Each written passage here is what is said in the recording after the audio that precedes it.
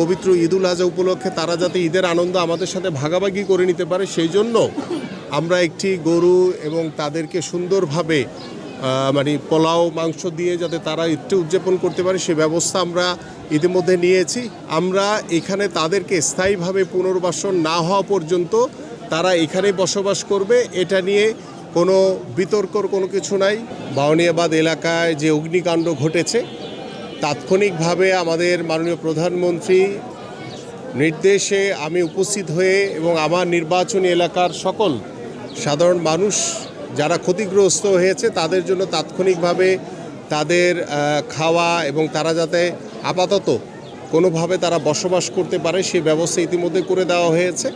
এবং যেহেতু আগামীকাল পবিত্র ঈদুল আজহা এবং সেই পবিত্র ঈদুল আজহা উপলক্ষে এই ক্ষতিগ্রস্ত পরিবারগুলো যাতে তারা ঈদের আনন্দ তাদের সাথে আমরা ভাগাভাগি করে নিতে পারি সেই লক্ষ্য নিয়ে মাননীয় প্রধানমন্ত্রী এবং বাংলাদেশ জাতীয়তাবাদী দল বিএনপির চেয়ারম্যান জনাব তারেক রহমানের পক্ষ থেকে দলের পক্ষ থেকে আমরা এই ক্ষতিগ্রস্ত প্রায় 200 পরিবারের কাছে আর্থিক অনুদান হাতে তুলে দিব। কি হয়েছে? মিনিস্টার ফ্রিজ কিনে হাম্বা জিতেছে।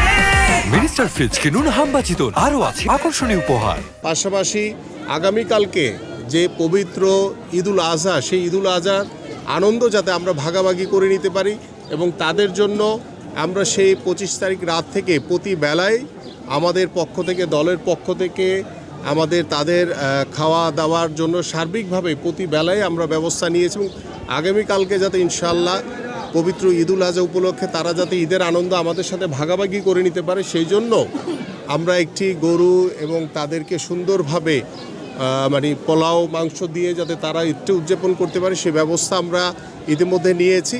পাশাপাশি যেহেতু তারা ক্ষতিগ্রস্ত হয়েছে আমরা এখানে তাদেরকে স্থায়ীভাবে পুনর্বাসন না হওয়া পর্যন্ত তারা এখানেই বসবাস করবে, এটা নিয়ে কোনো বিতর্কর কোনো কিছু নাই। কারণ একটি মহল, একটি গুপ্ত সংগঠন এই নোংরা রাজনীতিতে তারা মেতে উঠেছে। তো এই জন্য আপনি যারা এখানে আমাদের যারা ক্ষতিগ্রস্ত হয়েছেন মুরব্বী আছেন, আমার পাশে আছেন এবং সামনে বসে আছেন, তাদের উদ্দেশ্যে বলছি যে সরকার আপনাদের সাথে রয়েছে, আমরা আপনাদের সাথে রয়েছি। যারা গুপ্তভাবে বিভিন্ন অপপ্রচার, মিথ্যাচার, নোংরা রাজনীতিতে মেতে উঠেছে অনুরোধ করছি যে আপনারা তাদের ফাঁদে পা দিবেন না, কারণ তারা আপনাদের ভালো চায় না। তারা শুধু চায় যে সমাজে কিভাবে বিশৃঙ্খলা তৈরি করে সমাজকে অস্থিতিশীল একটি পরিবেশের ভিতরে ফেলে দেওয়া যায়। বাট আমরা দৃঢ়ভাবে আপনাদের উপরে আস্থা বিশ্বাস রেখে আমরা বিশ্বাস করি যে আপনারা আমাদের সাথে রয়েছেন, আমরা আপনাদের সাথে রয়েছি এবং আপনারা এখানে স্ব জায়গায় সুন্দরভাবে বসবাস করবেন।